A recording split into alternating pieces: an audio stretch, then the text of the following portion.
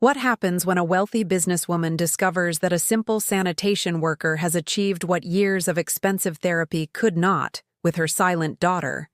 And the answer he gives her changes everything she thought she knew about communication and connection.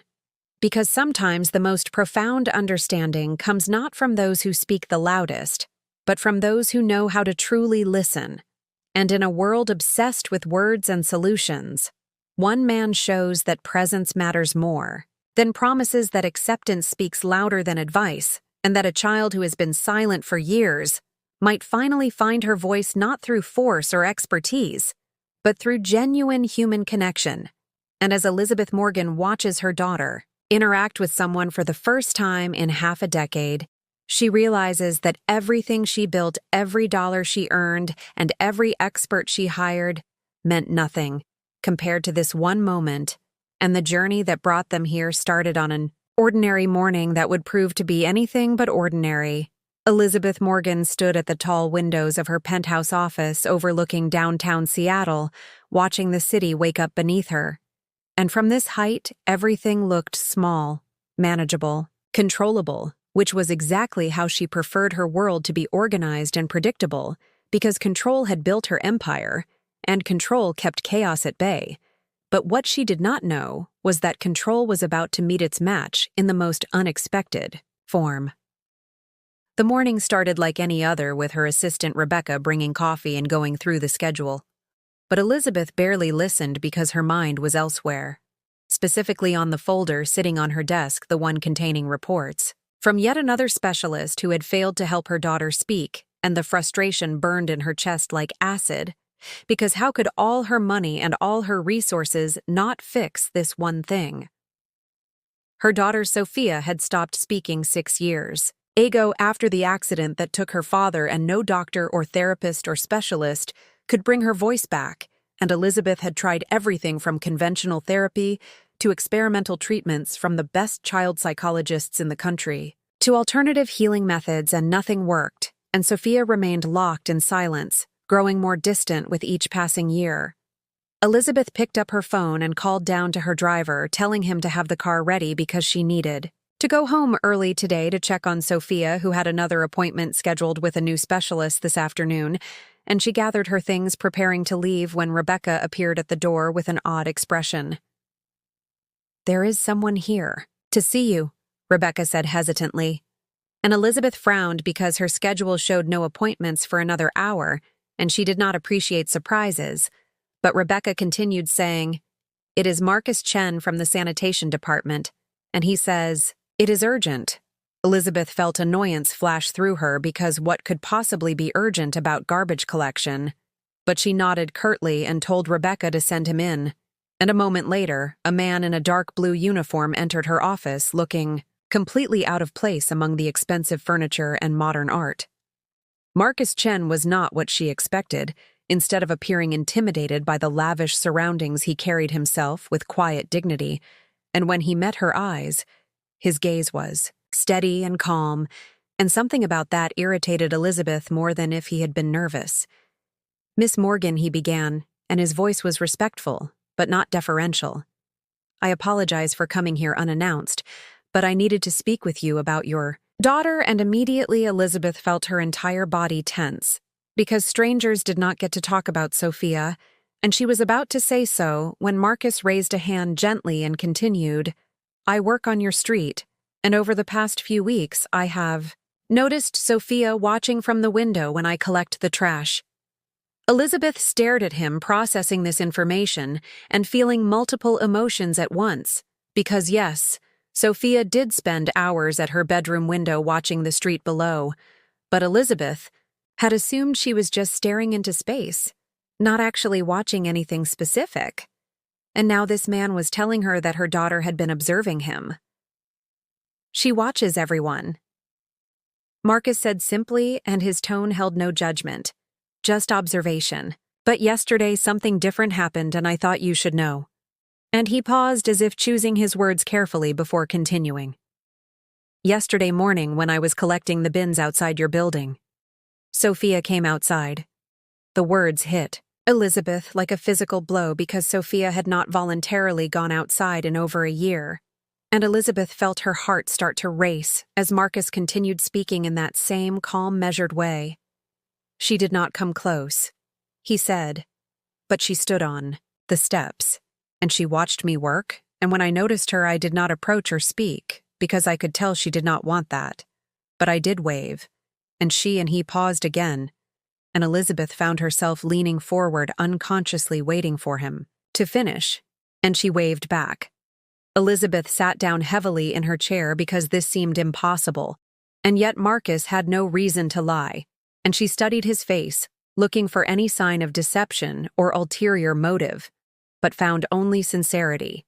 "Why are you telling me this?" Elizabeth asked, and her voice came out sharper than she intended, a defense mechanism against the hope that was trying to bloom in her chest.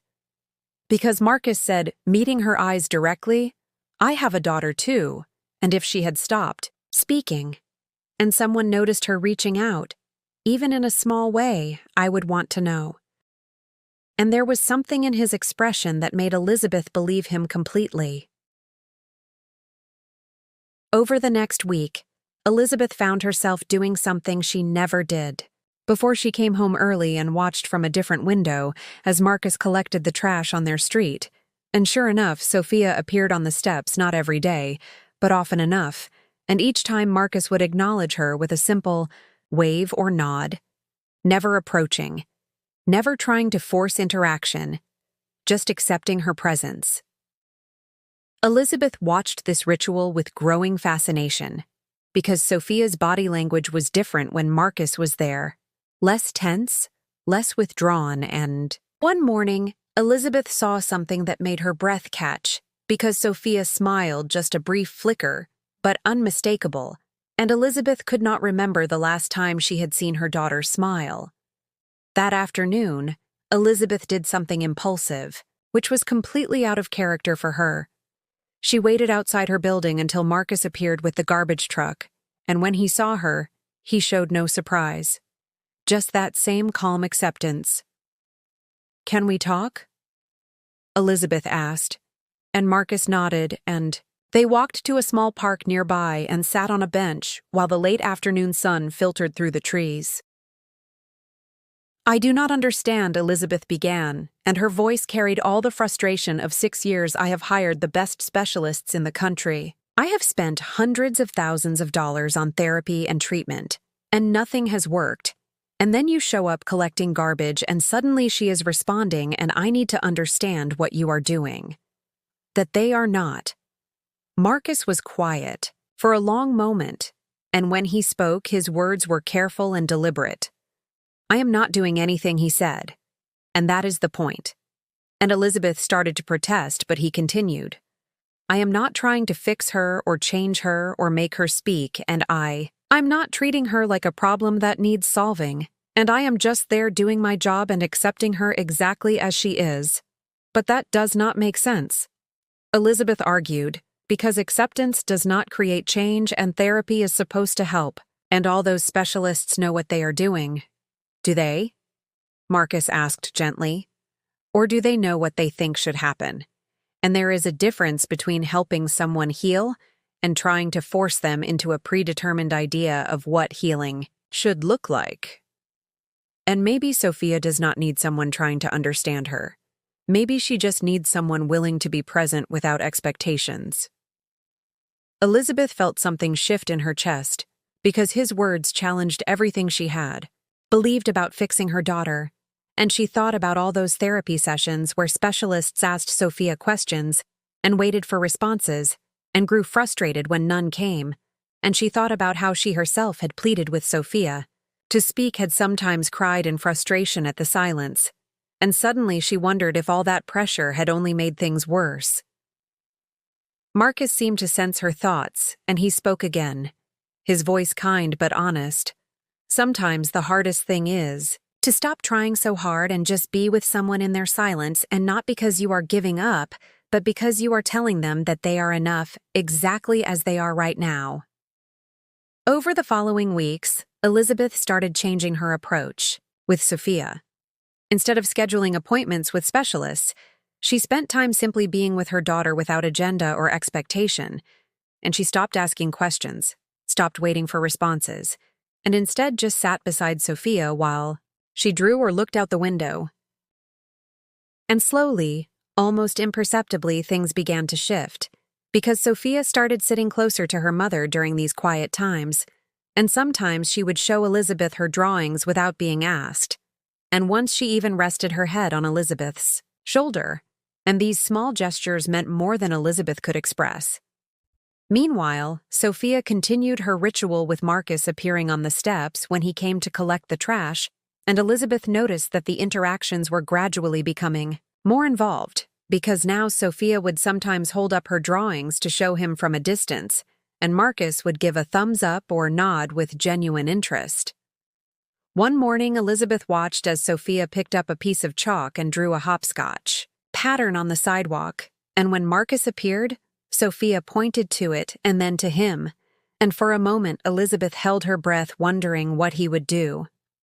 Marcus looked at the hopscotch, then at Sophia, and then without hesitation he hopped through the pattern despite wearing his work boots and uniform, and when he finished, Sophia clapped her hands and Elizabeth saw her daughter's face light up with joy, and she had to press her hand to her mouth to keep from crying. That evening, Elizabeth invited Marcus for coffee at a small cafe near her building, and when he arrived still in his uniform, she noticed other patrons staring and whispering, but Marcus seemed completely unaffected by their judgment. "Thank you," Elizabeth said simply, and Marcus shook his head, but she continued, "No, I mean it, and you have given my daughter something I could not buy, and you have shown me that I was looking at everything wrong." Marcus stirred his coffee thoughtfully before responding. "I did not do anything special," he said, "and I just treated her like a person instead of a project. And that is something anyone could do if they stopped trying to fix and started trying to connect." "But how did you know?" Elizabeth asked. "And how did you know that was what she needed?" Because Marcus said, and his expression grew distant, as if remembering something painful. "I learned it the hard way, and my daughter went through something similar years ago, and I made all the mistakes you made trying to force her to open up, trying to understand, instead of just accepting. And it took me a long time to realize that my need to fix her was really about my own discomfort with her pain. And once I let go of that need, everything changed." Elizabeth absorbed this feeling, both grateful and humbled, because this man who society would consider beneath her in status had wisdom that all her money could not buy, and she asked tentatively, "Would you be willing to spend more time with Sophia, and not as therapy, just as a person?" Marcus considered this carefully, "And I can come by on Saturday mornings if that works," he said, "but only if Sophia wants me there, and you have to promise not to turn this into some kind of treatment plan, because the moment you start expecting results, it stops being genuine." Elizabeth agreed, and that Saturday Marcus arrived at their building not in his work uniform, but in jeans and a simple shirt. And when Sophia saw him through the window, she immediately went to the door and opened it, which shocked Elizabeth because her daughter had not willingly opened the door for anyone in years. Marcus had brought chalk and bubbles and a small kite, and he and Sophia spent the morning in the nearby park not talking because Marcus never tried to make Sophia speak, but communicating in other ways through drawings and gestures and shared activities, and Elizabeth watched from a distance, giving them space but close enough to observe. She saw her daughter run for the first time in years, chasing bubbles that Marcus blew, and she saw Sophia laugh silently, her whole body shaking with mirth, and she saw the ease between them, the complete lack of pressure or expectation, and she understood finally what Marcus had been trying to tell her over the next few months. This Saturday ritual continued, and Elizabeth noticed profound changes in Sophia because her daughter started engaging more with the world around her. She began going outside regularly. She started showing interest in activities she had abandoned after the accident, and while she still did not speak, there was a lightness to her that had been absent for years. Elizabeth also found herself changing because she stopped obsessing over fixing Sophia and started appreciating who her daughter was right now in this moment, and she learned to communicate in new ways, to pay attention to gestures and expressions, and the subtle language of presence, and she discovered that silence was not always absence. Sometimes it was simply a different form of connection. One Saturday morning, Elizabeth joined Marcus and Sophia in the park, and they were flying the kite together when another mother approached with her young son, and the boy asked loudly, "Why does that girl not talk?" And Elizabeth tensed, preparing to make excuses or explanations. But before she could say anything, Marcus responded. "Some people talk with words," he told the boy, "and some people talk in other ways, and Sophia talks with her pictures and her smiles, and lots of other things. And the important part is not how someone talks, but whether we pay attention to what they are saying." The mother looked embarrassed and pulled her son away. But Marcus's words stayed with Elizabeth because he had reframed Sophia's silence not as a deficit, but as simply a different mode of expression, and that perspective was revolutionary for Elizabeth, who had spent years seeing her daughter's muteness as something wrong that needed correcting. That afternoon, while they were having lunch at an outdoor cafe, Sophia suddenly reached across the table and placed her hand over Elizabeth's, and when Elizabeth looked up, her daughter was staring directly at her with an intensity that took her breath away and in. That gaze, Elizabeth saw everything: love and pain and gradual healing, and the beginning of forgiveness for all the ways Elizabeth had pushed when she should have waited. Tears filled Elizabeth's eyes, and she squeezed Sophia's hand gently and said, "I love you exactly as you are, and I am sorry it took me so long to understand that."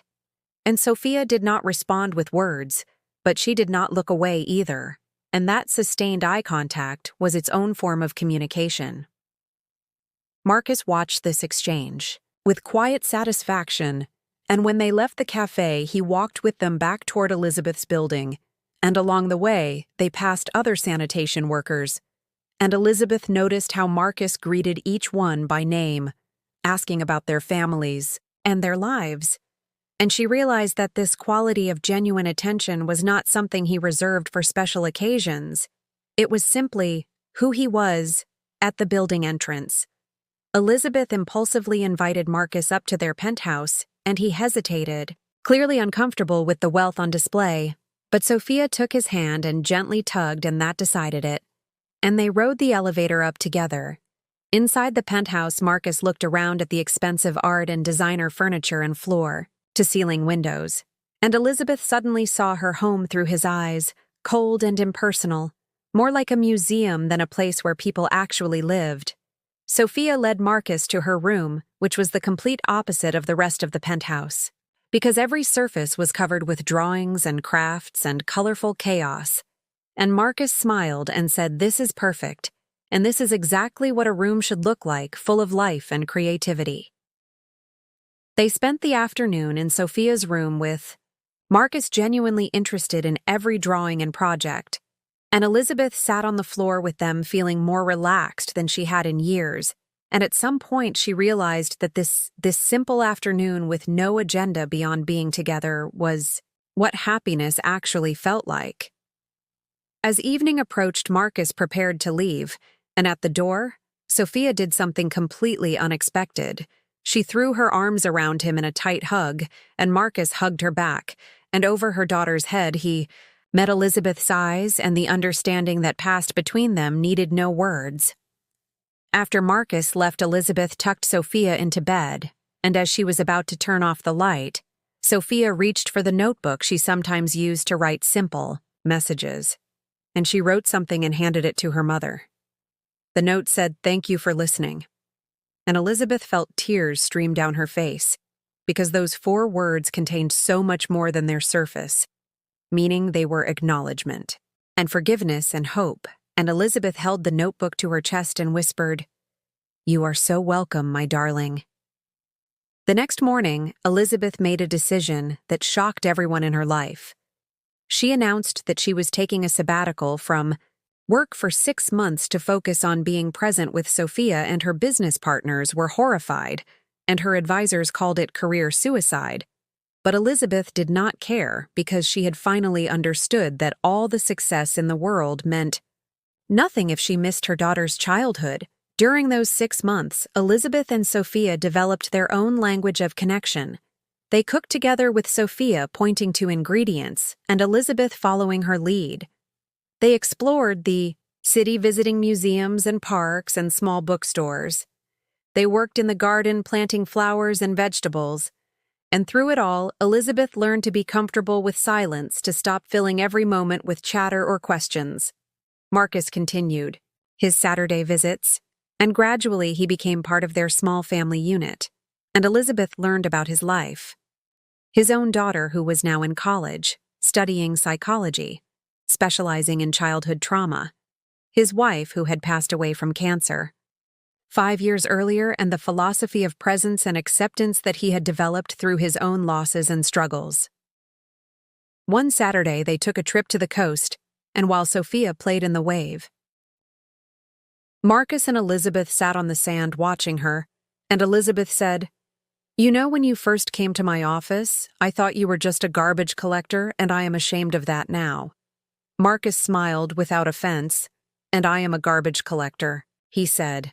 "And that is not an insult. And every job has dignity, and my work is important because everyone creates waste, and someone has to handle it. And the problem is not the job. The problem is people who think some work is beneath them, and that says more about their character than about the work itself." Elizabeth nodded slowly because she had learned so much from this man about what actually mattered in life, and she said, "My daughter has had dozens of specialists work with her, and you have helped her more than all of them combined. And what does that tell you?" "It tells me," Marcus said, "that healing is not about expertise, and it is about humanity. And those specialists knew all about trauma and child psychology, but they did not know Sophia, and they did not take the time to just be with her without trying to change her.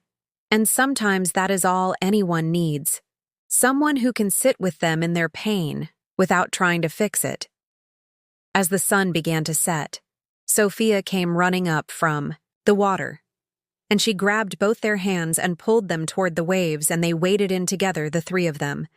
And Sophia splashed and played, and at one point she looked at both adults with such pure joy that Elizabeth felt her heart might burst. That night, driving back to the city with Sophia asleep in the back seat, Elizabeth said to Marcus, "I do not know how to thank you, and you have given me my daughter back."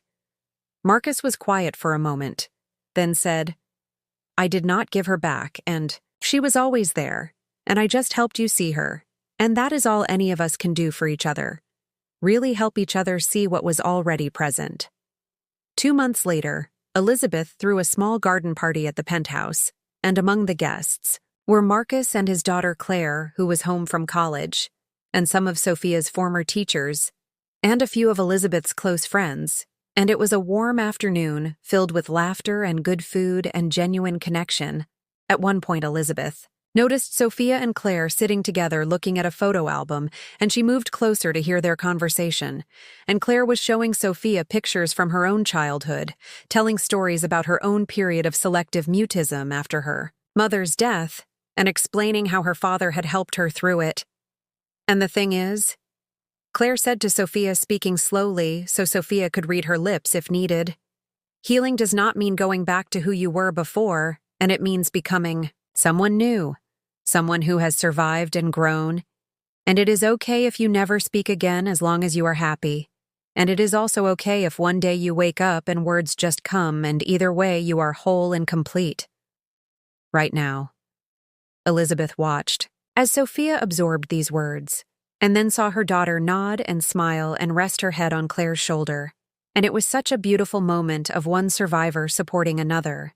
And Elizabeth felt grateful beyond measure that Marcus had brought his daughter today as the party wound down and guests began leaving. Marcus came to find Elizabeth on the terrace where she was watching the sunset, and he stood beside her in comfortable silence before saying, "You have done well, and Sophia is thriving, and you should be proud." "I am proud of her," Elizabeth said. "But I am also aware that I almost lost her by trying too hard to get her back, and thank you for showing me a different way." Marcus nodded, then said, I will be moving soon, and my company is transferring me to the Portland route, and I wanted to tell you before Sophia noticed I was not coming by anymore. Elizabeth felt a pang of loss, but she understood. And you have taught us what we needed to know, she said. And we will be okay, and will. You stay in touch. Of course, Marcus said, and Claire has already exchanged information with Sophia, and they are planning to write letters, and besides, he added with a smile, you have my number and you can call any time.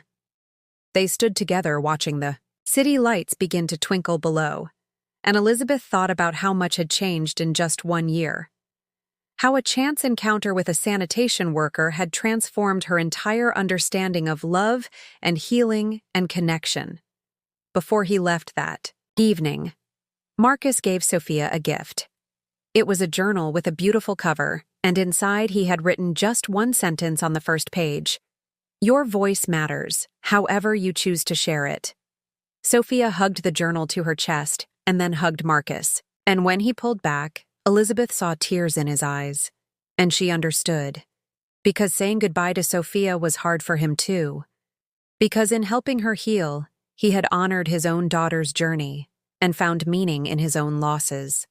After Marcus left, Elizabeth and Sophia sat together on the couch with the journal between them. And Elizabeth said, you can write in this or draw in it or leave it blank, and whatever you choose is perfect. And Sophia nodded and then opened to the first blank page and began to draw. She drew a picture of 3 people, a woman, a man, and a girl standing together with a garbage truck in the background and the sun shining overhead. And at the bottom she wrote in careful letters, Family comes in many forms. Elizabeth looked at the drawing and felt her throat tighten because Sophia was right. Family was not just blood, it was anyone who showed up and paid attention and accepted you exactly as you were, and Marcus had been more family to them in 1 year than many blood relatives had been in a lifetime. Over the following months, Sophia continued to progress. She started attending a new school that specialized in alternative forms of communication. She made friends who communicated through art and sign language and other nonverbal means, and she seemed genuinely happy in ways that had nothing to do with whether she spoke. Elizabeth returned to work, but with a completely different approach. She was still driven and successful, but she had learned to set boundaries to prioritize presence over productivity, and she found that this balance made her better at everything, including running her company, because she approached problems with more creativity and compassion. She also started a foundation dedicated to supporting families dealing with childhood trauma, and the foundation focused not on expensive treatments or high-profile specialists, but on connecting families with mentors like Marcus, ordinary people with extraordinary wisdom born from their own experiences. One day, about 18 months after meeting Marcus, Elizabeth received a call from an unknown number, and when she answered, a familiar voice said, Hello, Miss Morgan. And it was Marcus calling from Portland. How are you? Elizabeth asked. And how is the new route? Good. Marcus said, But I am not calling about me. And I am calling because Claire told me something, and I thought you should know. And Sophia has been writing letters to Claire. And in the last one, she mentioned that she has been talking. Elizabeth's heart skipped because this was news to her. Sophia had not spoken at home, and she asked carefully, What did she say? She is talking at school. Marcus said, Just a little bit, and just with one friend who is also learning to use her voice again after trauma. And Claire said Sophia wrote that it feels scary, but also good, and she wanted me to know, but she was not ready to tell you. Yet Elizabeth felt a complex mix of emotions, joy that Sophia was speaking, but also hurt that her daughter had not told her. And as if reading her mind, Marcus said gently, She will tell you when she is ready, and the fact that she is speaking at all is huge, and do not rush. This let her move at her own pace. You are right, Elizabeth said, taking a deep breath, and thank you for calling and thank you for everything. A few weeks later, Elizabeth came home from work to find Sophia waiting in the living room with an unusual expression, serious but not unhappy. And Elizabeth set down her briefcase and sat beside her daughter and waited. Sophia reached for her journal and opened it to a page where she had written something, and she handed it to Elizabeth, and the entry said, "I am ready to tell you something, but I need you to just listen and not cry or make it a big deal, and can you do that?" Elizabeth nodded, though her heart was racing, and she said aloud, "Yes, I can do that." And Sophia took a deep breath, and then in a voice rusty from lack of use, but unmistakably hers, she said, "I love you, Mom." The words hung in the air between them, and Elizabeth felt tears threatening. But she remembered her promise, and she simply reached out and took Sophia's hand and squeezed gently and said in a steady voice, "I love you, too. And thank you for sharing your voice with me." Sophia smiled and then in that same quiet voice added, "I am not going to talk all the time, and sometimes silence still feels safer, but I wanted you to know that I can, and that I am choosing when, and how and with whom. That is perfect," Elizabeth said. "And that is exactly how it should be, and your voice is yours to use however you want."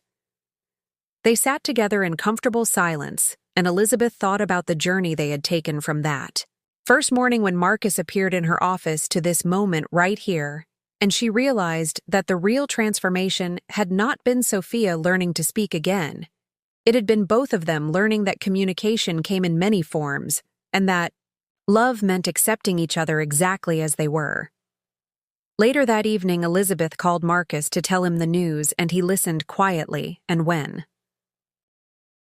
she finished, he said, "I am happy for you both, but remember, this is just one step in a longer journey, and there will be setbacks and struggles ahead. But you know now how to handle them with presence instead of pressure." "You are right," Elizabeth said, "and I know the road ahead is not simple, but we are ready, and we have the tools now." And she paused, then added, "Tools you gave us. We gave each other something," Marcus corrected, "and you gave me purpose after my own losses." And Sophia reminded me why. The work of simply being present matters, and we all healed each other, and that is how it works. After they hung up, Elizabeth went to check on Sophia and found her daughter at her desk writing, and when Sophia noticed her mother, she held up the page. And it was a letter to Marcus thanking him for teaching them both how to listen. Elizabeth read it and smiled and said, "Are you going to mail it?"